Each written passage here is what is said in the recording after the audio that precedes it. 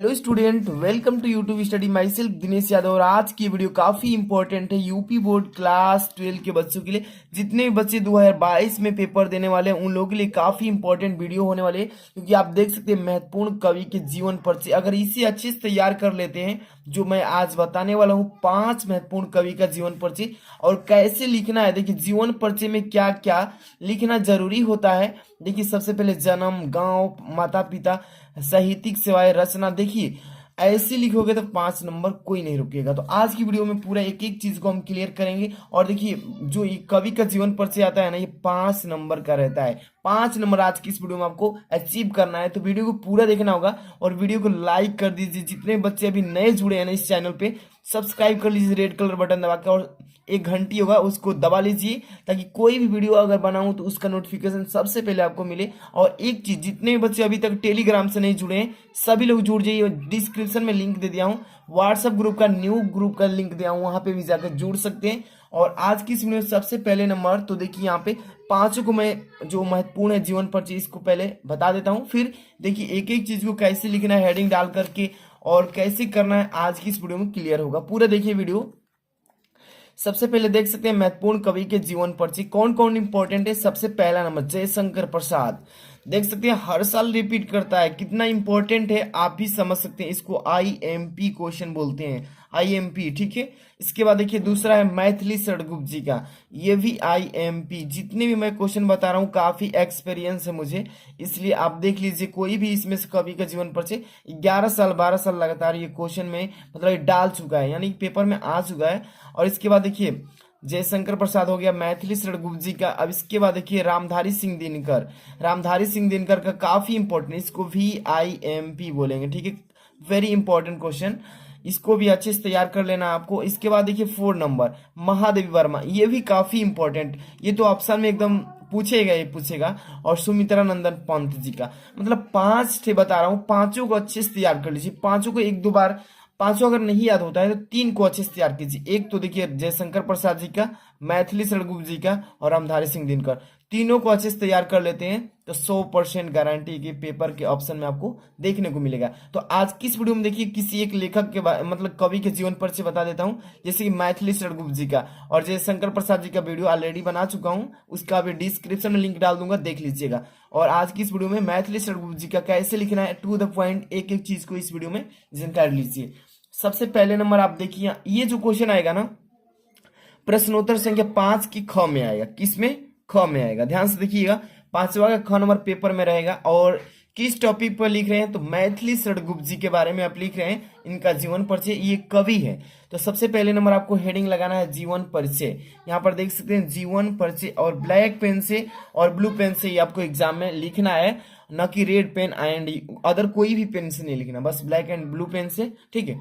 जीवन परिचय हेडिंग डालेंगे। और क्या क्या लिखना है देखिए, मैथिली सड़गुप्त जी का जन्म, ठीक है, सनवत में लिखा हूं, तो इसको आप नहीं याद करेंगे तो भी अच्छा है, अगर याद कर लेते हैं तो बहुत अच्छा है। मैथिली सड़गुप्त जी का जन्म सनवत 1983 20 पूर्व। अब यहाँ पर देखिए सन 1886 ईस्वी में, ठीक है। तो आप ये ना याद करके आप डायरेक्ट ये याद कर सकते हैं। कैसे? कि मैथिली सड़गुप्त जी का जन्म देखिए सन 1886 ईस्वी में चीर गांव में हुआ था। देखिए पहले नंबर आपको मैं बताया था कि क्या क्या चीजें इंपॉर्टेंट होता है, जैसे जन्म किस सन में हुआ था, 1886 ईस्वी में। गांव कौन सा हो गया उनका? चीर गांव। देख लीजिए कौन सा गांव है? चीर गांव में, ठीक है। अब इनके पिता सेठ रामचरण गुप्त जी थे। कौन थे? रामचरण गुप्त जी। तो जो जो चीजें इंपॉर्टेंट है उसको आप अच्छे से तैयार करके रखेंगे तो अपने से भी लिख सकते हैं, ठीक है, इसमें कोई डाउट नहीं। उनके पिता सेठ रामचरण गुप्त जी थे। अब देखिए सेठ रामचरण गुप्त स्वयं एक, अब यहाँ पर स्वयं 2 बार नहीं है, ठीक है।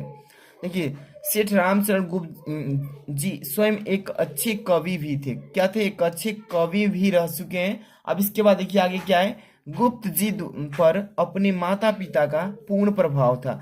जो कौन थे? रामचरण गुप्त जी थे, इनके माता पिता का पूर्ण प्रभाव था, मतलब कि उनका हाथ ऊपर था, ठीक है। इसके बाद देखिए आचार्य महावीर प्रसाद द्विवेदी।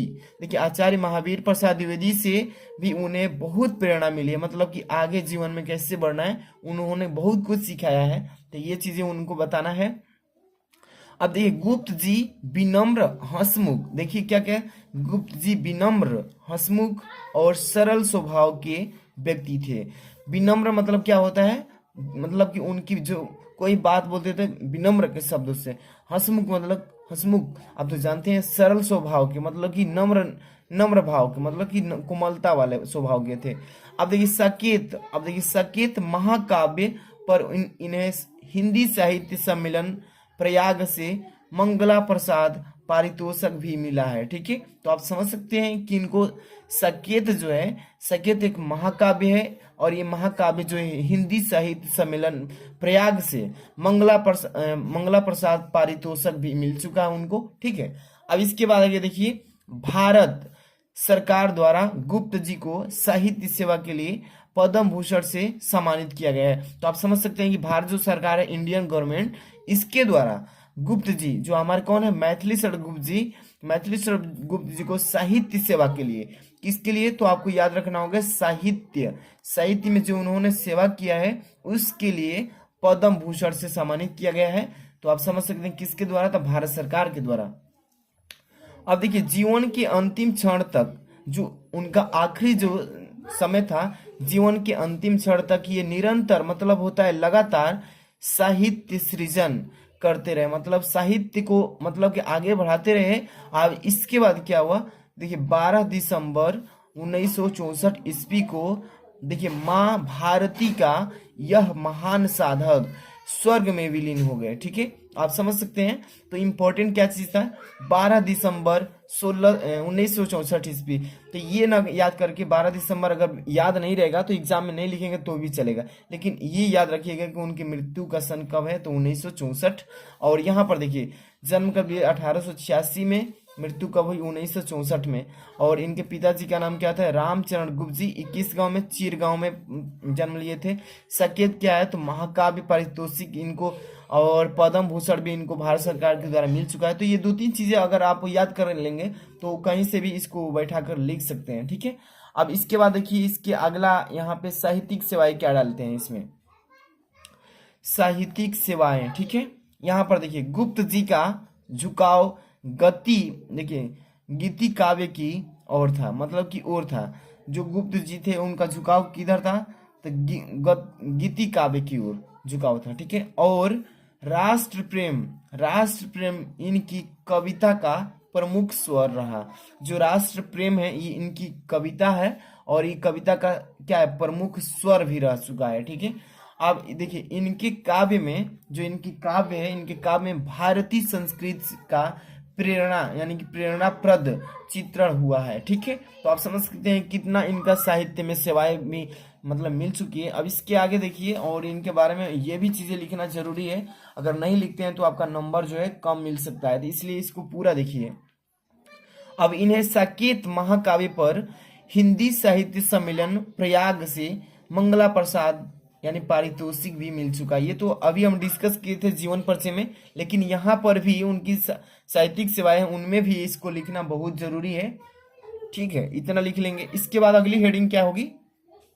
रचनाएं। रचना भी इनके बारे में देना है कि इनकी रचनाएं कौन कौन सी है, क्योंकि बोर्ड एग्जाम में पूछा जाता है। आपको मैं दिखा दूं, यहाँ पे ये जो 2022 के बच्चों के लिए यूपी बोर्ड ने मॉडल पेपर जो जारी किया है वही मॉडल पेपर है। और इसमें देखिए निम्नलिखित में से किसी एक कवि का साहित्यिक परिचय देते हुए, साहित्यिक परिचय तो दे ही दिया अभी, उनकी प्रमुख कृतियों पर भी प्रकाश डालिए कि कितना कृति किए हैं, रचना किए हैं, सभी पर प्रकाश डालना है। ठीक है, तो यही चीजें मैं अभी आपको बताने जा रहा हूँ। देखिए रचना में कि गुप्त जी समस्त रचनाएं दो प्रकार की है। गुप्त जी की जितनी भी समस्त रचनाएं हैं वो दो प्रकार की, एक तो आता है अनुदित तथा एक आता है मौलिक में। तो दोनों को याद रखिए, एक अनुदित में आता है, एक मौलिक में। अब देखिए इनकी अनुदित रचनाओं में दो प्रकार का साहित्य है। इनकी जो अनुदित रचना है इसमें भी दो प्रकार की साहित्य की प्रकार की रचना है, कुछ काव्य और कुछ नाटक भी है, जिससे कुछ काव्य में हो गई और कुछ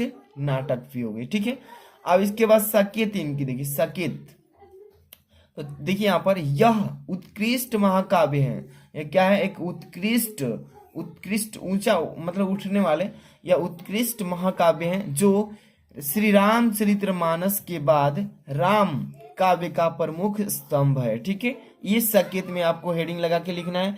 इसके बाद अगली इनकी देखिए, भारत भारती। ठीक है, इनमें भारत देखिए, इसमें भारत की दिव्य संस्कृति और गौरव का मान किया गया है भारत भारती में। ठीक है, इसमें भारत की दिव्य संस्कृति और गौरव का गान किया गया है। ठीक है, आप इसको लिखेंगे इस तरीके से। और लास्ट में आपको क्या देना है, साहित्य में स्थान, इनका साहित्य में क्या स्थान है, ये चीजें आपको लिखना होगा। कि देखिए, राष्ट्र कवि मैथिली शरण गुप्त जी आधुनिक हिंदी के सर्वाधिक लोकप्रिय कवि रह चुके हैं, यानी रहे हैं। अब देखिए, खड़ी बोली को काव्य के साँचे ढालकर परिष्कृत करने का जो असाधारण कौशल इन्होंने दिखाया वह अविस्मरणीय रहेगा, मतलब जिसको कभी भूला नहीं जा सकता है। अब देखिए, इन्होंने राष्ट्र को जगाया, इन्होंने अब हमारे जो भारत का राष्ट्र है, इस हमारे देश के राष्ट्र को जगाया है, आगे बढ़ने का मतलब कैसे बढ़े इसको उजाला करने का कोशिश किया है, और उनकी चेतना को वाणी भी दी है। ठीक है, तो ये चीजें आपको साहित्य में स्थान में लिख देना है। और तब जाके इसका अगर आप पीडीएफ चाहते हैं तो तुरंत डिस्क्रिप्शन चेक कीजिए, व्हाट्सएप ग्रुप का लिंक मिलेगा, टेलीग्राम का, दोनों जगह आपको सेंड कर दिया जाएगा, और वहां पे जाके जुड़ जाना है ताकि आपको कोई भी पीडीएफ अगर हो वहां पे आपको आसानी से मिल जाए हैंड रिटेन। तो वीडियो को लाइक कर देना, अगर आप इस चैनल पर नए सब्सक्राइब कीजिए ऐसे मोस्ट इंपॉर्टेंट क्वेश्चन के लिए। Thanks for watching.